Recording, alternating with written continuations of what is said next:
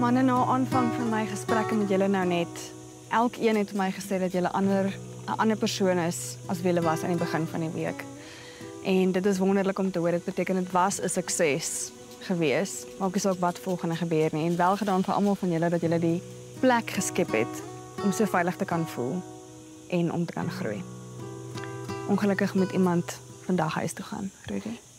Wat 'n ongelooflike pad het ons drie in saam met Elias gestap die laaste week en ek wil elkeen van julle dankie sê vir alles wat julle uitgebring het. Ek dink ons het die beste uit mekaar uitgebring en ons het goeie en minder goeie dinge gewys en wat belangrik is in elke verhouding. Ek voel partykeer kan om 'n lewensmaat op die plaas te kies kan baie keer selfsugtig wees. En dis hoekom ek baie dinge moes in berekening bring om uit te werk wie ek dink ek graag die pad bietjie beter wil leer ken op die plaas en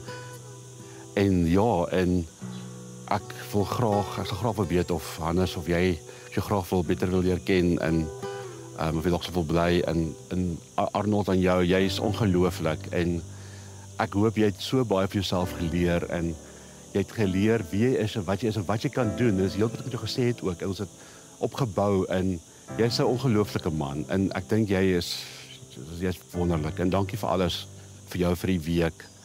En ek glo ons sal definitief weer kuier in alles. Nee, beslis. Baie dankie. Maar dankie. Hannes, baie geluk. Pas je op. Dankie.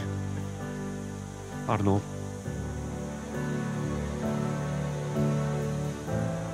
Lady wonderlik om een van keer is. Jy ook nie? Moet glo in jouself. Baie dankie.